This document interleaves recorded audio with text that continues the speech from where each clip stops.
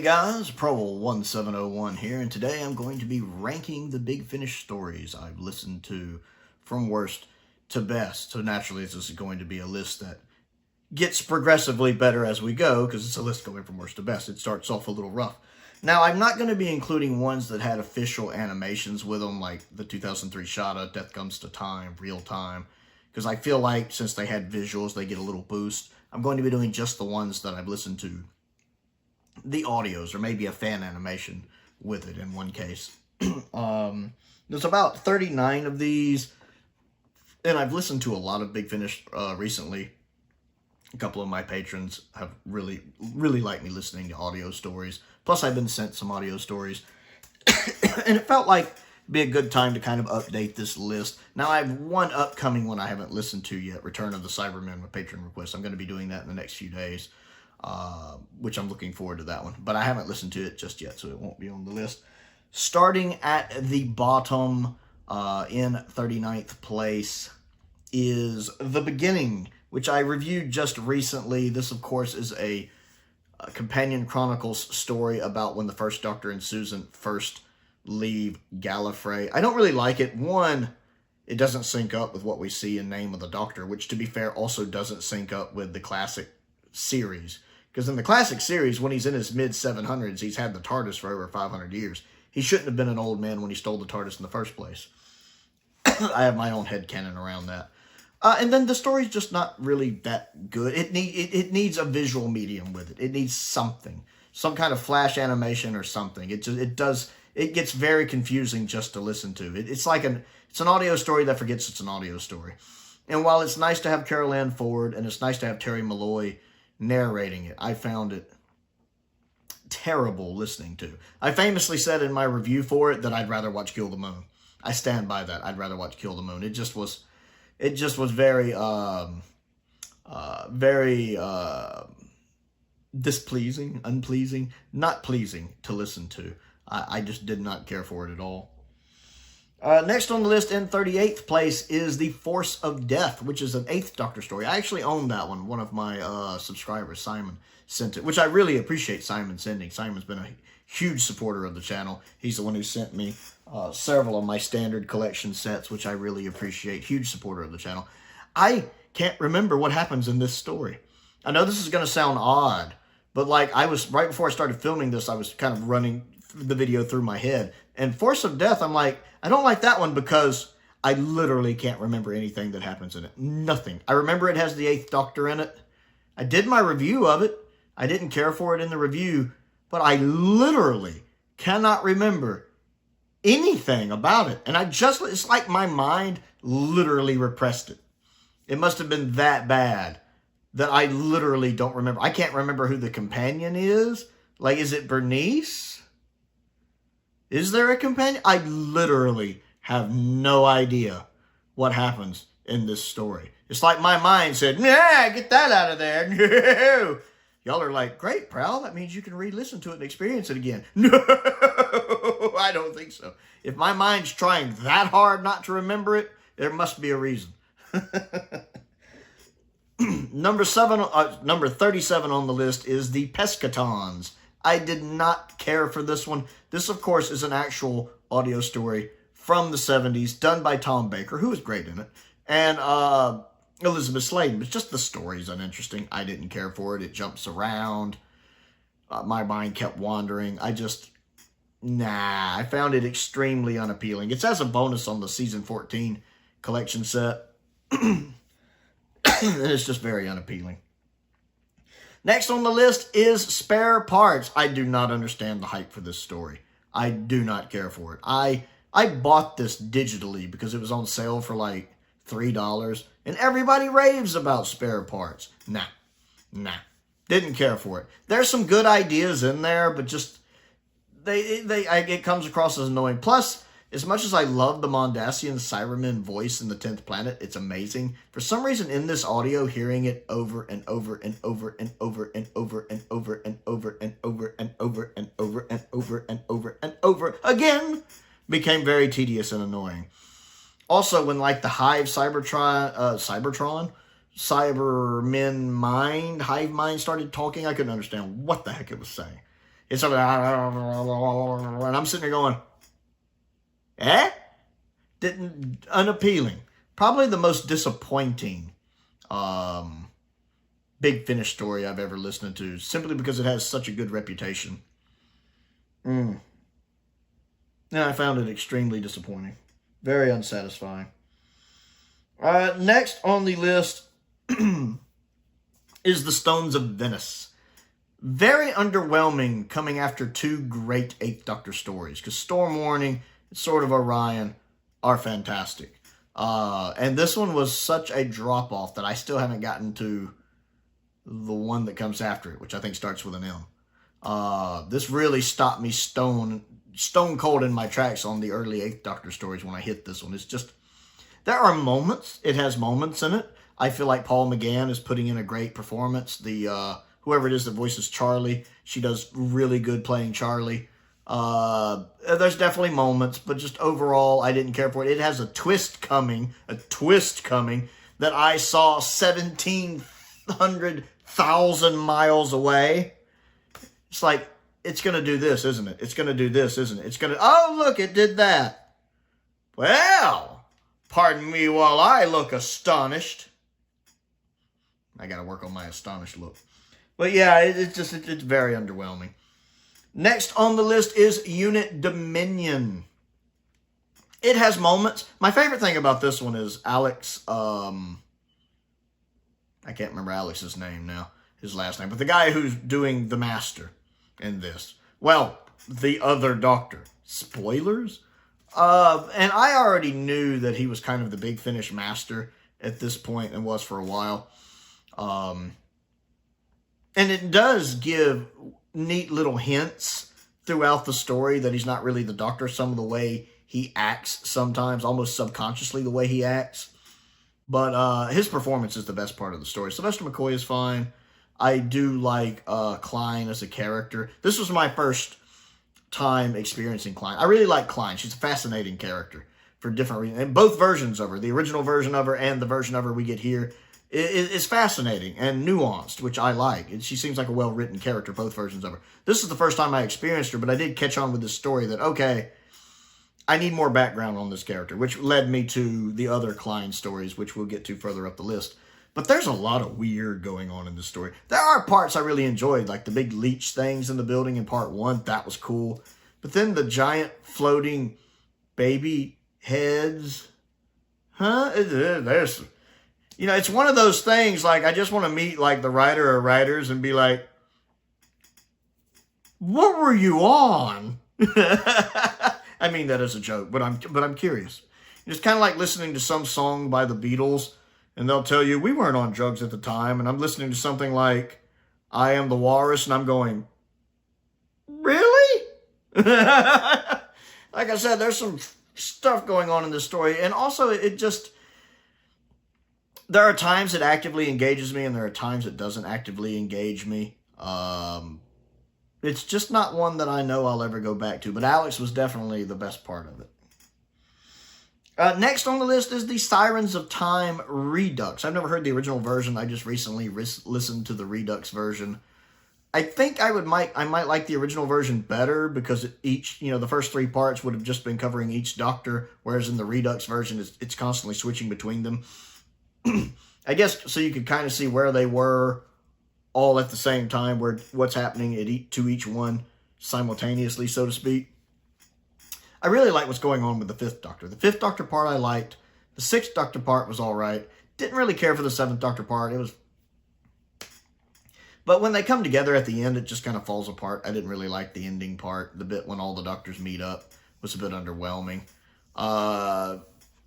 I give it a little bit of leeway. It's the first Big Finish story, so I do give it a little bit of leeway for that. And it was a nice little foundation for them to build on, but not necessarily a story I want to go back to anytime soon overall. And again, it doesn't quite stick the landing, which, as most of you know, is a big thing for me. The next one is The Light at the End. I did not really get into this one. I do enjoy having all of the Doctors here, kind of as, I think this is, a 50th anniversary celebration, basically. And the Doctors are all voicing well. I do like when 4 and 8 meet, and they seem like they get on really well. I enjoy that. I like the idea of 4 and 8 having a Molter Doctor story. I want to see Big Finish do that. Have they ever done 4 and 8 together? Just 4 and 8? I'd love to hear that. I really think 4 and 8 would get on well. So I gotta admit, I'd be interested in more of that. But just, yeah, I don't remember a lot of this one. I didn't find it memorable. I remember the Master's kind of the main villain. But this was one I remember being disappointed in. Kind of like with Spare Parts, because everybody tends to rave about it. A couple of my survivors were trying to send me this. Finally, one of them managed to get it to me, so I told the other one, hold on, I got it. I can't remember. I remember JLB Who was one of them, who I hope is doing well. I hadn't seen in a while. He was one of my patrons for a while. He also sent me my steelbook over here, my shoutout steelbook, which I appreciate. I haven't seen him in a while. I hope he's doing all right. He was one of them, and I can't remember who else it was. That was the one that actually got it sent to me. But I just remember it not quite living up to its reputation. It's not bad by any means, just a bit uninteresting. Next on the list, and there's definitely a gap here. We're past the ones that I really don't care for, moving into the ones that I think are kind of middle of the road. And for me, the first one that pops to mind is the Holy Terror, which again, I know seems to have a really good reputation. Like I've seen in the comments and stuff where people seem to really like the Holy Terror. It's one of the best 6th Doctor audios. I didn't really get into it. I went ahead and listened to it because of its reputation, and it's not bad by any means, but it didn't really engage me. I do love the fact that it's an audio story with the Penguin, with his companion, that's the Penguin. Love the guy voicing the Penguin, by the way. Love him. It definitely has its moments. Colin's putting in a good performance. Colin always does. Colin never puts in a bad performance in these. I guess it's just the story itself didn't really engage me. The ending didn't really engage me. I found it fine. I could see myself going back and listening to it a few years from now. I didn't think it was bad. I didn't think it was really good, though. It was just kind of okay. Which is kind of what I'll be saying about the next few. The next one is The Brink of Death, which, of course, is the final part of The Last Adventure, where the Doctor is confronting the Valeyard, with the Valeyard kind of taking his place, having taken over where he is in the timeline. Like we see the guy at the end of Ultimate Foe, and somehow it's, the Valeyard. It's okay. It does one thing where the girl that's helping him a lot of the story eventually gets replaced by the Valeyard. For some reason, I really hated that. Because I liked this girl. I felt like her and the Doctor had good chemistry. And that's down to both the actors, Colin and the actress voicing the girl. They have really good chemistry. The characters have really good chemistry. I really liked them working together. So when she kind of got replaced by the Valeyard, it completely turned me off to the story. Except for the ending. I do love the ending, which basically picks up at the beginning of Time and the Ronnie. I do like how the Doctor stops him by altering the timeline and steering them to Lacursha to stop him. I do like that it's a timey-wimey thing like that. And then the Doctor's final lines as he's regenerating and bringing McCoy in, which we see which is used very well, actually, in the Confession Dial's wonderful fan-made regeneration video from the 6th to the 7th Doctor. That is a really good regeneration. This story just doesn't quite hit as hard as the rest of The Last Adventure. Which brings me to the next one, which is Stage Fright, which is part 3 of The Last Adventure. I don't remember a lot of this story. It just isn't memorable. This is always the one that's hardest for me to remember of the 4 parts of The Last Adventure. Which was sent to me by one of my subscribers. I forget who sent The Last Adventure, but I very much appreciate you sending it. Because I do love The Last Adventure overall. And they got me that wonderful collector's edition. It's nice and tall. I love it. Part 3, I remember that it's like a play, like a theater, and the Valeyard or someone is having people reenact scenes from the Doctor's history, like his regeneration, companion departures. But I don't remember a whole lot more about it. I just remember it not really grabbing me. It and The Brink of Death are about the same in where they fall for me. For some reason, I just didn't find this one memorable. Not bad by any means. And again, I could see myself going through all of The Last Adventure, all 4 parts, probably in another year or 2 from now, when I really get on the track for it again. I don't think there's any Big Finish stories I've ever listened to more than once at this point, but there are several I want to re-listen to. But I can't think of one I've listened to more than once right off. But there are several on this list I want to go through again. One of the top ones especially. Actually, the top two I know I want to go through again soon. It just kind of falls here. Just not very memorable. Next on the list, the next two on the list are only the monstrous ones with the War Doctor. Only the Monstrous 1 and only the Monstrous 2, which is the Innocent and 1,000 Worlds. We really are kind of getting into ones that are above average. I enjoy both of these. John Hurt is fantastic. Jacqueline Pierce is fantastic in them. I like how they take place on this one planet with this one character, this girl, that's kind of a child in the first story and more grown up in the second story because like 20 years has passed. I'm enjoying the story itself. I believe there's a third part to that too. One of my patrons has requested me listen to those, and those have been good choices. I've really appreciated him bringing those to me. I keep expecting him to request the third part, and when he does, I'll get to it. But I've definitely enjoyed parts 1 and 2. It's nice being able to flesh out the War Doctor a little more with him having so little screen time, much like with the 8th Doctor. It's nice fleshing out the War Doctor. So one, you get to spend a little more time with him. You get to spend a little more time with John Hurt, since John Hurt did do some Big Finish audio before he passed. I'm very grateful to him for that. These are both really good. Next on the list is the Triumph of Sutek. I enjoyed this one. This was sent to me. This is a 4-part audio series, which I have down here. That was sent to me by Robert, which I really appreciate Robert sending. I love Pyramids of Mars. Love Pyramids of Mars. One of my favorite Doctor Who stories. And I found Empire of Death so disappointing, so underwhelming, and really a waste of the Sutek character. The only thing I found really enjoyable about that episode was them bringing Gabriel Wolf back, because I love Gabriel Wolf. He's just phenomenal as Sutek, and the Beast. And I was very, very pleased and happy they got Gabriel Wolf back, being in his 90s. That's pleasant. But I did find Empire of Death disappointing, and he thought that I might prefer an alternate take on that. So he sent me The Triumph of Sutek, a 4-parter, which basically is about the 7th Doctor, Ace, and Bernice Summerfield facing off against Sutek, again voiced by Gabriel Wolf in the audio. And Gabriel Wolf is always amazing as Sutek. Always. The stories themselves vary. Each part is vastly different. There's a lot of different stuff going on.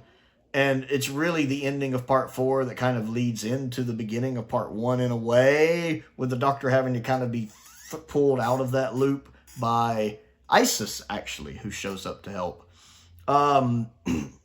It's varying qualities of good depending on the episode. None of the episodes are bad. It's not exactly top tier Doctor Who, to be fair, but it's definitely above average, and I definitely enjoyed listening to it. Some parts more than others. I think part 1 might have been my favorite part, although I do love the ending to part 4. But there's definitely some neat stuff going on in it that I thoroughly enjoyed. And it's definitely a much better alternative than Empire of Death. Not that that's a high bar. I mean, that's a bar you can step over without even having to really try. Next on the list is the Destination Wars, which is a first Doctor story, and I believe it also has the Dreyfus Master in it. And I do believe that is David Bradley voicing the first Doctor. I enjoyed it. I reviewed it not too long ago. Basically, the Master interfering in a development of a colony for his own purposes. Kind of like a twisted Wizard of Oz tale, almost, in a way. I found it enjoyable. Not perfect by any means, but definitely enjoyable. I did not regret listening to it, that's for sure. I found it enjoyable. And the fact the Doctor actually had about a 2-year gap where he stayed on the planet while he worked his plans and his magic, which I thought was pretty neat. I kind of like when the Doctor has to put down roots for a little while. So, yeah, it was pretty good. Next on the list is No More War, which I believe is a fan video, which I didn't realize at the time I did it. I honestly couldn't tell if it was Eccleston or not, so whoever was voicing it did a good job. Which basically picks up with the regeneration into the 9th Doctor and the direct aftermath of that as he adjusts to being the 9th Doctor. And of course the events of Day of the Doctor, his memory of that fading. So it is nice to get kind of a glimpse at the first 2 or 3 minutes of the Ninth Doctor. Right above that is its kind of companion story, No More War, which basically the Doctor in early days, with him on Earth.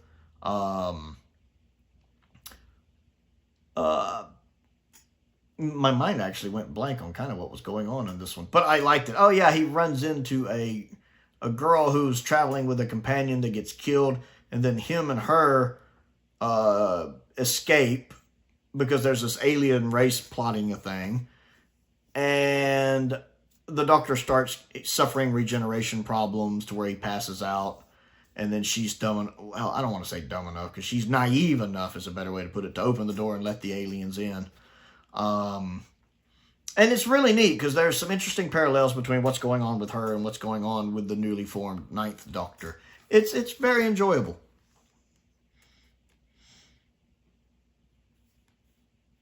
Next on the list is Survival of the Fittest, which is part 2 of the Klein trilogy. I enjoyed the Klein trilogy a lot. One of my patrons allowed me access to that, knowing that I was interested in it. And I found it very enjoyable. It's my least favorite of the trilogy while still being good. It's basically the Doctor running around communicating with giant insects, giant bugs, and they communicate by odor. And then the TARDIS having to translate I love the fact the TARDIS can translate the odors so they could communicate. And then, of course, there's some humans there as well that aren't as good people. It's actually really well done. It's the kind of story it's very creative. It's very Doctor Who. I love that. It's Doctor Who thinking outside the box. It would probably be much more difficult to realize on screen because there is so much going on and it's so creative. But it's perfect for audio as it lets your imagination create the picture for you. It's very descriptive. It does a very good job of giving you the tools to let your imagination run wild, which I think is one of the best compliments you can give a Doctor Who audio. Very pleasing, this one, with a really nice ending, which sets up the third part, The Architects of History, really well. Very enjoyable story, even if it is the weakest of the trilogy, in my opinion.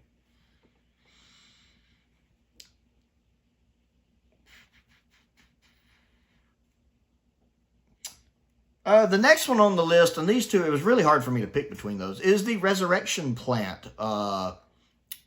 Will, I'm trying to remember his Hadcroft? Is that it? Hadcroft? Will, am I getting your last name right? Hadcroft? Will's actually a follower of the channel. He watches the channel.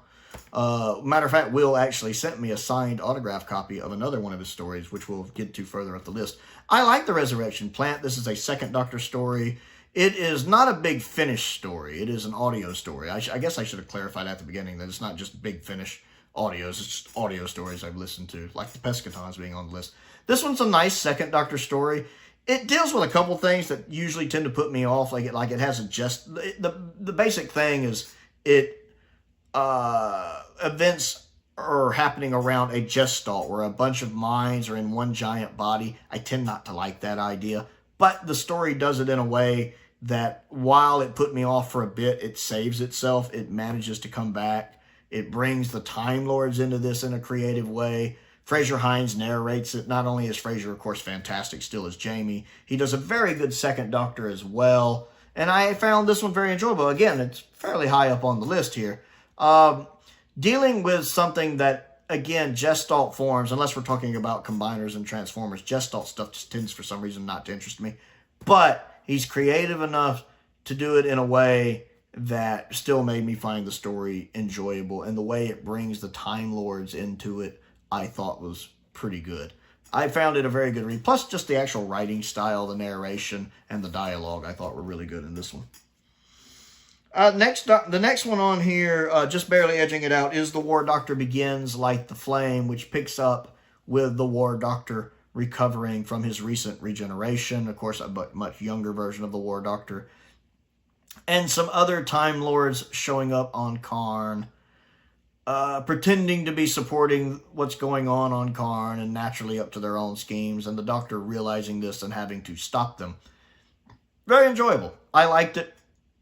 I think Light the Flame is a nice start for the War Doctor. The War Doctor coming to terms with who he is now. reflecting on who he used to be, the Eighth Doctor, calling him, you know, a romantic in this, but also calling him a fool. It's interesting sometimes how a new Doctor will think of his previous incarnation while he's adjusting.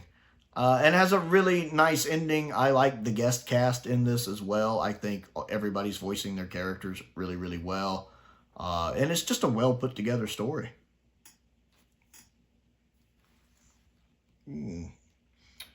Next on the list is the Romanov Project, which is a 13th Doctor story, but it's really, really nice, where the Dr. Graham and then an explorer from like 20 or 30 years before, when Graham was young, when he was a kid who disappeared, end up together in this scientific facility, and they are alternating times. Like, at some points they're in a time when the facility is fine and they're running tests, and then they keep jumping to a point in the future when this facility is in shambles because something has gone horribly wrong, and there are mutated creatures that used to be people that are wanting to kill them. And they keep jumping back and forth between these two times. It kind of reminds me of, I mentioned this in my review when I reviewed this one, it reminds me of a game that I absolutely loved that most people don't remember, called Singularity. It was a first-person shooter from 2010. And I remember a review for Singularity once being called the greatest game in 2010 that nobody played, because it wasn't marketed. But it was a fantastic game. And in that game, you're alternating between time periods, 1955 and 2010, and you're having to manipulate things in the past to alter things in the future. And this really reminded me of that in a very pleasing way. The 13th Doctor is written very well in this. Graham is written very well in this. Yaz and Ryan aren't in this. They had just exited the TARDIS to go on something else when the adventure started. I like the pacing of this. I like the dialogue of this. I like the voice cast, the main cast, and the guest cast in this. It's just a really well put together story. I really find this enjoyable. I know at some point I'm going to want to listen to this again, because I like stories like this. This one had me engaged with it the whole time I was listening to it. Very well done. And more proof that there are definitely some good 13th Doctor stories out there, especially in expanded media. Next on the list is 1,000 Tiny Wings. Next on the list is 1,000 Tiny Wings, which is the first part of the Klein trilogy. Also a very, very nice one. I enjoyed this, where the 7th Doctor runs into Klein again after the events of Colts. I like this. It also has a bunch of very dangerous insects with very sharp wings. Matter of fact, there is a part in there where there's this one character that's like, okay, I'm going to go off by myself and go check on something over here. And I can't remember her name. Let's call her Mary. And she walks off, and I'm sitting there going, bye-bye, Mary. Bye, Mary. It was nice knowing you. Sure enough, it doesn't end well for her. And I'm like, yeah, I saw that one coming. And while it's not exactly fresh on my mind, I do remember enjoying the story, enjoying the pacing, enjoying the dynamic between Seven and Klein. Because, of course, this is the German version of Klein. And she, of course, is having to deal with chess master McCoy. So it's interesting watching them try to outmaneuver each other. And the dialogue is very well written in it, too. I found this one very, very enjoyable. Next on the list is The Red House, which is part 2 of The Last Adventure, and deals with werewolves, which I really enjoyed. Again, it's not quite as fresh on my mind, but I remember really enjoying it. I remember the Valiard being in it slightly. That's how it is in The Last Adventure. He gets progressively in the stories more. He's barely in the first one, a little more in the second one, much more in the third one, and a lot in the fourth one. But while this one's not fresh on my mind, the way it handles werewolves in it, I love, because it's not a typical way of dealing with werewolves. I actually found it quite interesting. It's a nice take on a werewolf story. And again, it's written well, the dialogue is good, and the performances are really well done. Next on the list is Slip Back, which of course is an audio story from back during the 80s with Colin Baker and Nicola Bryant. And of course, Valentine comes back as well, the Black Guardian himself, though he's voicing a different character. I believe he did this right before he passed, actually. He's voicing the captain of the ship. I don't actually remember a lot of what takes place in Slipback. I've only listened to it once, and it was back when the box set came out. What I remember more is that the fact that I enjoyed Slipback. I remember really liking it, really being pleased with it, and being surprised, again, because audio stories weren't really a thing that was done a lot back then, so they wouldn't have the kind of spit and polish of, say, modern Big Finish stories. But I do remember really enjoying Slipback and having a very positive feeling and positive takeaway from it. Of course, part of that's Valentine. Valentine's amazing. His voice is so awesome. But I just remember being really pleased with the story. I need to listen to it again at some time. That's one of the ones I need to re-listen to.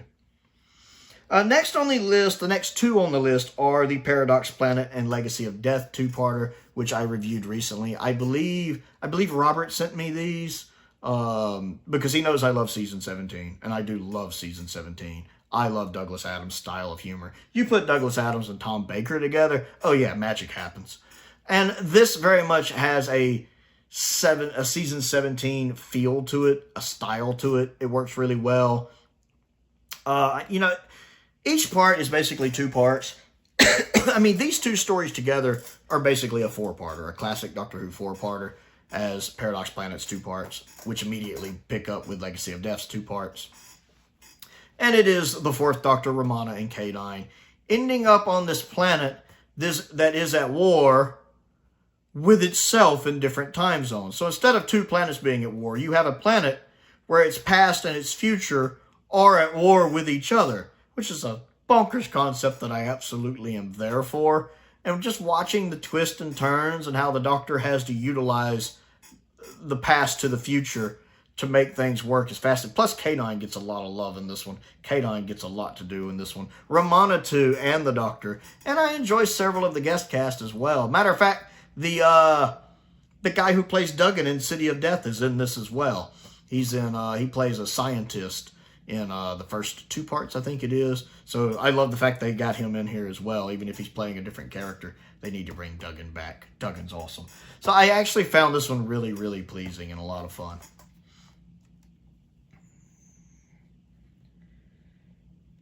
The next one on the list is The Wrong Doctors, where you have the Sixth Doctor, basically. You have two versions of the Sixth Doctor, or is it three? I think it's two versions of the Sixth Doctor with Mel. And it's basically one version's trying to drop her off and another version, I think, is trying to pick her. I get confused. It's been a while since I listened to it. I just remember really liking it and not having as much trouble as I thought I would keeping the two Doctors apart.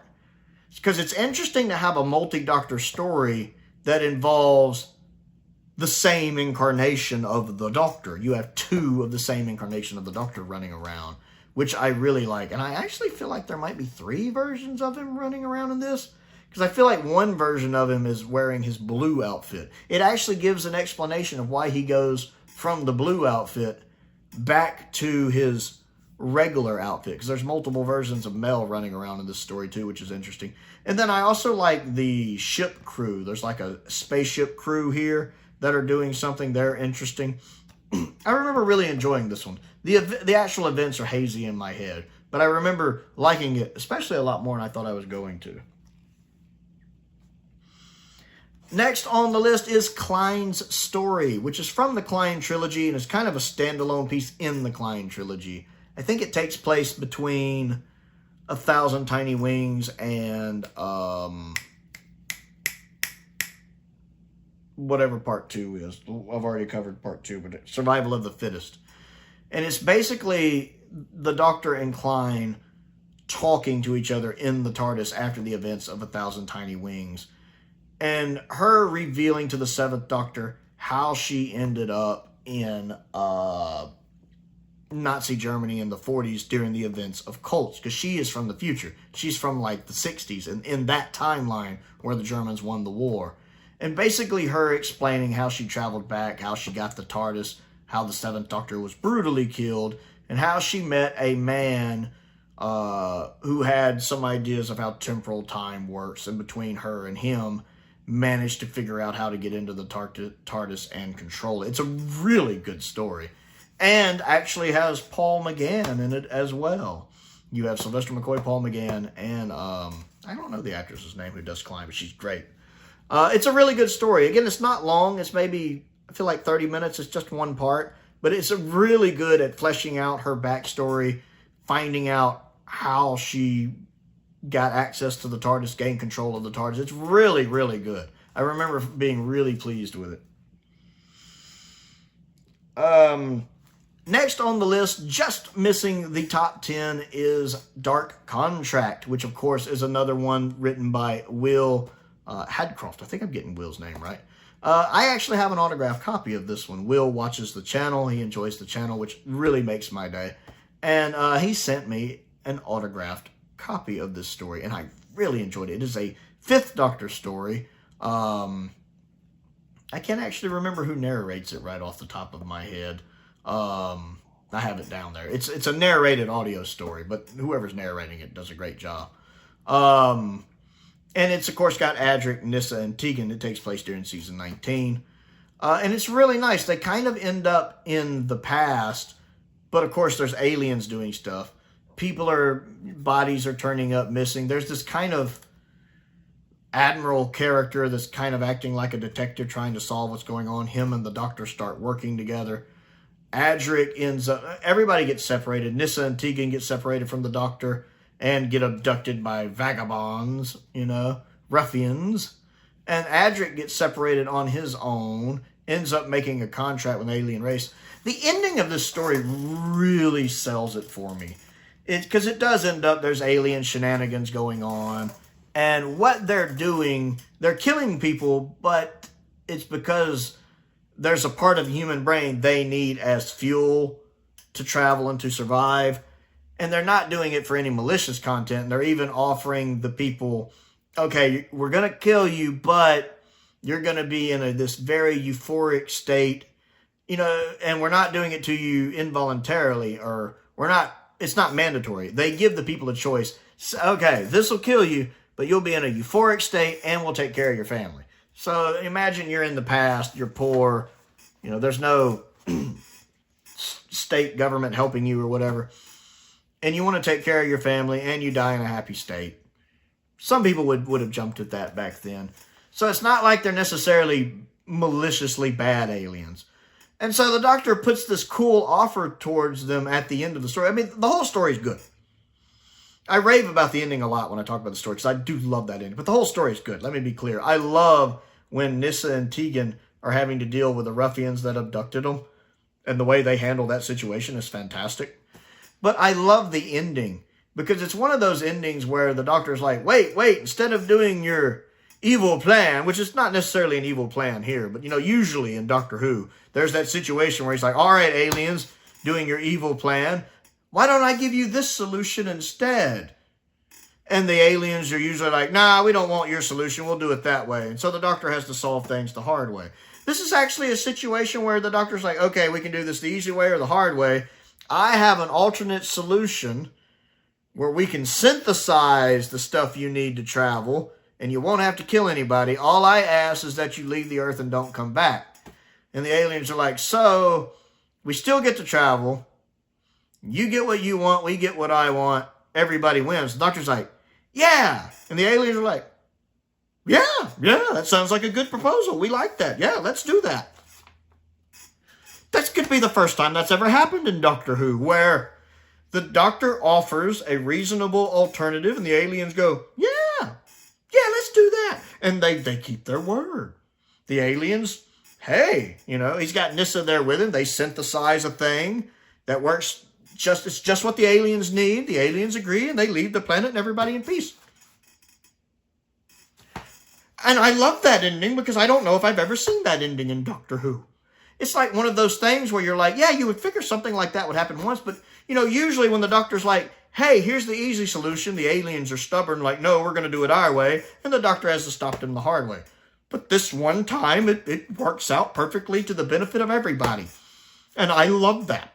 This story is, it's a good story the whole way, but that ending definitely bumps it up the list a lot. Even though the rest of the story is also good and enjoyable. Not perfect or anything. There's some bit with Adric when he's kind of in like this womb euphoric state that runs on a bit too long and is a bit uninteresting. But that ending makes up for it. I love that ending. I'm like, I need Doctor Who to do this ending more often in creative ways. So it just misses out the top 10 because of that. Now, number 10 on the list, cracking the top 10, is Storm Warning, which I believe was the first 8th Doctor audio. And it's, of course, where he meets Charlie on this giant Zeppelin, which, by the way, is a real historic event I didn't know about until I listened to this story. Then I actually did some research on it. And the Zeppelin, of course, running into aliens. I remember really liking the guest cast, really liking McGann's performance, really liking the actress who plays Charlie. And then there's also like this, I think this is the one with this kind of like dragon-like thing they end up flying away on at the end. I forget. It's been a little while since I listened to it. My memory's terrible. This is one I can definitely see myself revisiting, though. I remember really being pleased with the story. I can't remember if it's set in like the 1910s, the 1930s, but I remember really enjoying it. There's a lot of guest characters I like, including this one guy. Because I think I didn't like him at first, and he really grew on me because he turned out to be a really good side character. I can't remember if his name was like Tomlin, something with a T, but I liked him. Yeah, I was really, really pleased with this one. And the fact when you start to realize Charlie was supposed to have died in that Zeppelin, and the Doctor saved her instead. And I suspect this has consequences later. I mean, I know there's a story called Time Storm, I think it is. Never listened to it, but I suspect somehow him saving her catches up with him later. At number 9 on the list, we have The Star Beast, which, of course, I do mean the 4th Doctor audio adaptation of it, which I do find better than the TV version, though mainly because since it's longer, it has more time to expand the story. I feel like, looking back on it, the biggest problem the TV version has is simply the fact it's runtime. It has to fit that runtime, so a lot of the story has to be trimmed down. The fact that the audio version here is longer and has more time to work with, I think it benefits from that. Plus, I do think the story fits Tom Baker's style of humor. I do like that here. I like the fact that we get a little more things fleshed out, like the whole black hole thing powering the ship and how that's what twists and makes the Meeps evil. I like getting more backstory on the Meeps and on Beep the Meep. And then I also like the other aliens, the Wraiths, the Wraiths, whatever they're called. They're kind of funny, actually. Like, listening to them talk with each other, they're funny. I think a couple of them especially are hilarious, if I'm remembering properly. I remember really liking them in the audio. There's some humorous bits with them. And it also explains better why the Meep is able to control people, which doesn't really get explained well in the TV version. Again, just due to time. And then I just feel like the 4th Doctor in the audio version is better than the 14th Doctor in the TV version. Which I don't mean as a slight on David Tennant. I feel like Tom Baker has more material to work with. And so between the two, while I enjoy both versions, I do enjoy this version more. Also, the audio version doesn't have that cringe scene at the end of the TV version.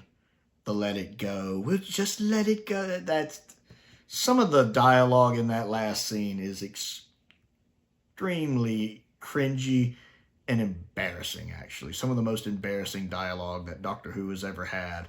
Seriously, Horns of Nimon has better dialogue and better acting of that dialogue than that scene right there. Seriously, my dreams of conquest is more tolerable than the dialogue in that final scene. And luckily we don't have that in the audio as well.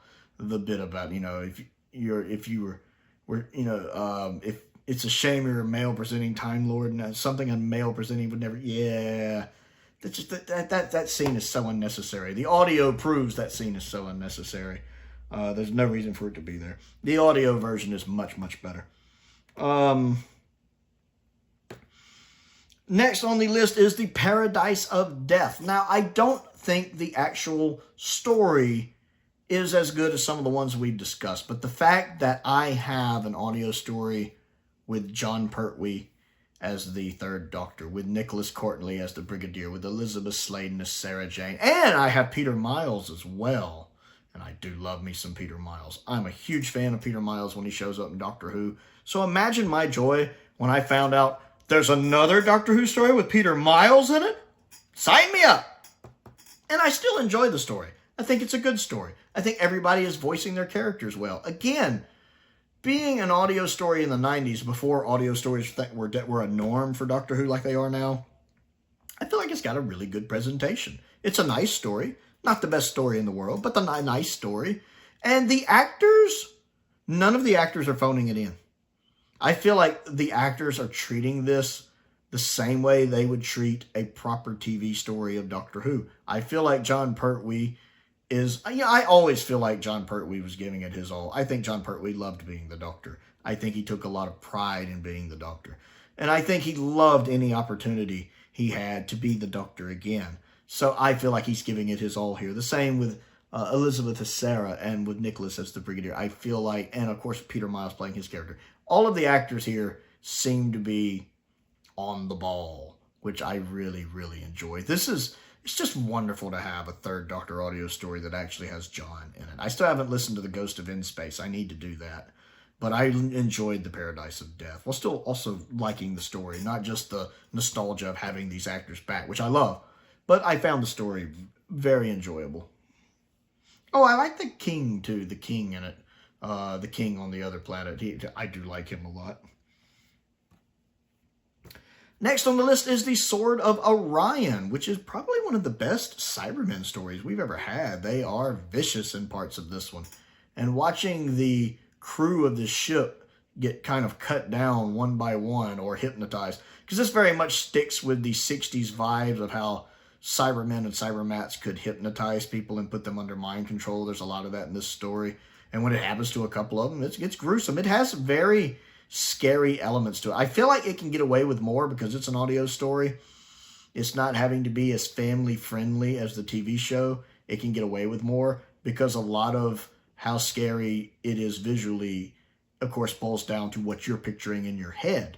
The audio is another one of those audios that gives you all the tools, all the keys to paint a vivid picture of what's happening in your mind. And what is happening is vicious at times. The Eighth Doctor is great in this. I believe it's Charlie with him again in this one. Charlie is fantastic. Watching them together as they end up on this ship, and then the ship running into Cybermen and Cybermats and everything there. I like the ending of it. It's not a happy, I mean, it's the Doctor gets away, so it's kind of a happy ending, but it's also not a happy ending. A lot of people die in this.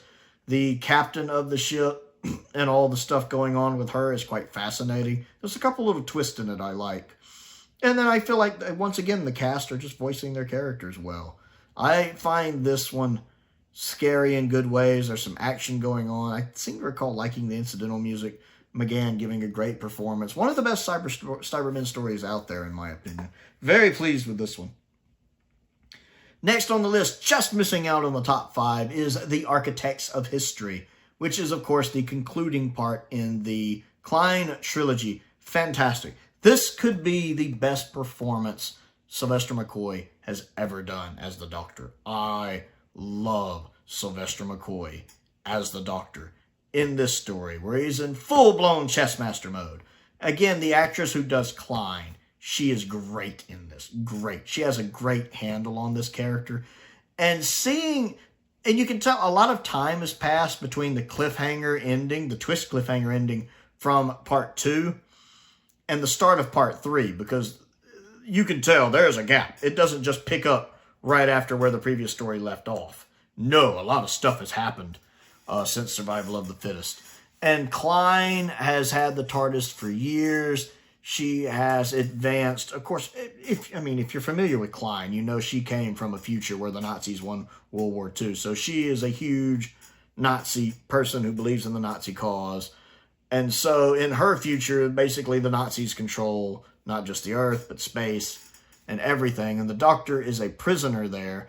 And it's neat because there's also a companion that the Doctor has met during this alternate time, which I like. I can't remember her name, but I remember really liking her. She was written really well. I would love to find for the Doctor to meet the kind of prime timeline version of her if he hadn't before, because she's a really good companion. There's a character in it named Sam, which I really, really liked Sam. Sam is a very well-written character, and there's some interesting stuff going on with Sam, because you can tell Sam is kind of scared what's going on, but he's working as kind of a rebel in this situation because he knows it's the right thing to do, even though he's a bit petrified of doing it. I get that. That's a very realistic character to be in this situation where your chances of winning and even surviving are slim, but he does it anyway. And I remember being really, really pleased. The voice actor who voiced Sam in this audio actually watched my review for The Architects of History and complimented it, said it made his day, that he really enjoyed voicing Sam and that he doesn't usually watch reviews like this, but he was curious, and that he really enjoyed not only my review, but the fact that I really enjoyed the character of Sam, and that I thought he had done a really good job voicing Sam. So it kind of made my day that the voice actor who played that character watched my review and left a comment enjoying it. That made my day. It is a really good story, and it's also got sharks that are walking around in suits. Imagine sharks in suits. So imagine the Jadoon, but they're sharks. I love it. I love it. Yeah, you don't realize how much you need, like, mobile running around sharks in your sci-fi until you get it. It's so much fun. Yeah, this one was... The Architects of History was really, really good.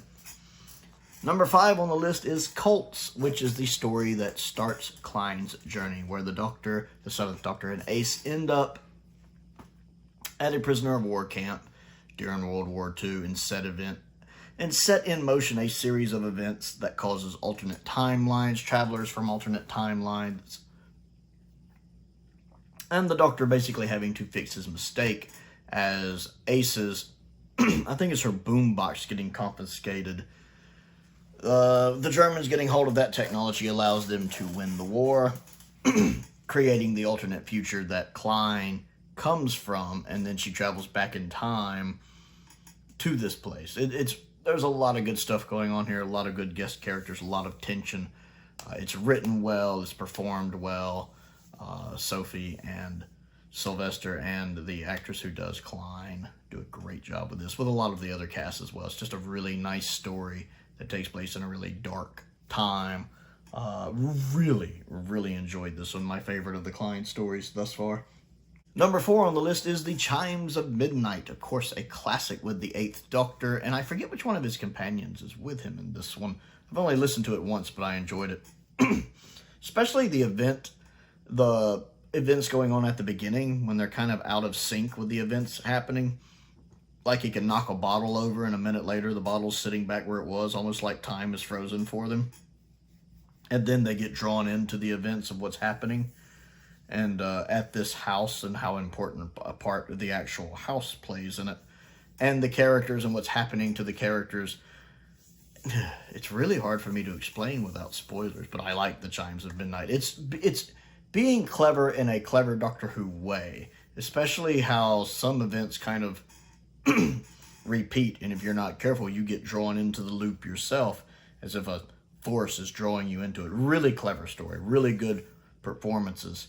Ooh, I say that a lot, but a lot of these Big Finish stories just have very good cast, with our main cast and our guest cast. And number 3 is Out of Time Part 1, which of course unites Tom Baker's 4th Doctor with David Tennant's 10th Doctor. I have seen this with Josh Snare's animation that he did, which is fantastic. They complement the story and the animation complement each other really well. I like the 4th Doctor and the 10th Doctor together in this. They click really well. You never know how 2 Doctors are going to interact together, but I really love the way the 10th Doctor and 4th Doctor get on. I enjoy a lot of their scenes together. I like the companion that's there too. The one that's kind of there with the 4th Doctor as he's painting. It's a nice Dalek story. I like the concept of this little like citadel castle thing they're in that's outside of time. It's a fascinating idea. I would love to see more stories with Tom Baker and David Tennant together. And the fact that it is Tom Baker and David Tennant just adds to it. I had so much fun with the story. It's another one of those that really needs to get a re-listen to soon, because I do very much enjoy it. Number 2 on the list is Jubilee, and this is the top of my list when it comes to ones I need to re-listen to. This was one of the early stories I listened to. Possibly, it's the first audio story I ever owned. I bought it, actually, when I was out of town. They had a whole bunch of them. I guess somebody traded in like a whole collection or something. It had never been opened. And I like Jubilee. It's clever.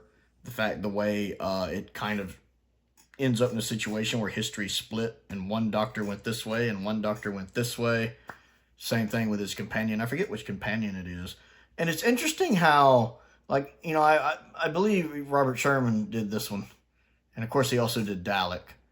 And how Jubilee was adapted into Dalek. But they're so different. Like, I expected them to be more similar. They're very different.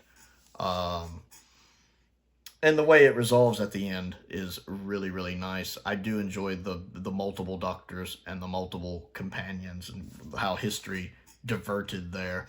It's quite fascinating. I need to give it a re-listen and do a proper, fresh review of it. But I definitely remember how much I enjoyed that one.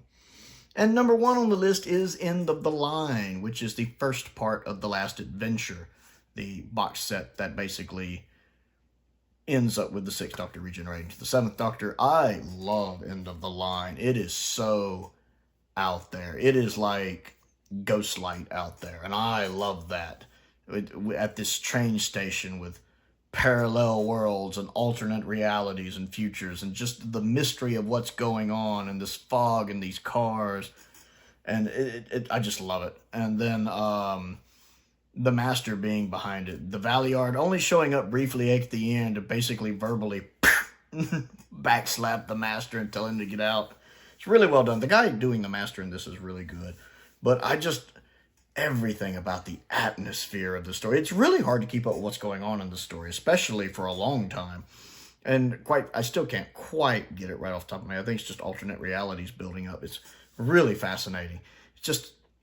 It is one of those times where everything clicks with this. It's a well-written story, a well-performed story, a well-directed story, great incidental music, great effects and sounds in the background. It just has such a tension and atmosphere to it. It's just dripping with this claustrophobic nature. It's the closest thing I can think of to compare it to is like The God Complex and Ghostlight, which are both stories that are executed so well. And the God Complex has a rubbish script, but it's executed well.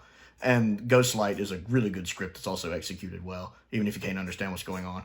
Whereas this story also has a great script and is executed well. I absolutely loved End of the Line and really need to give it a re-listen. Need to re-listen to all of The Last Adventure at some point. But this one just, I had such a good time while listening to it.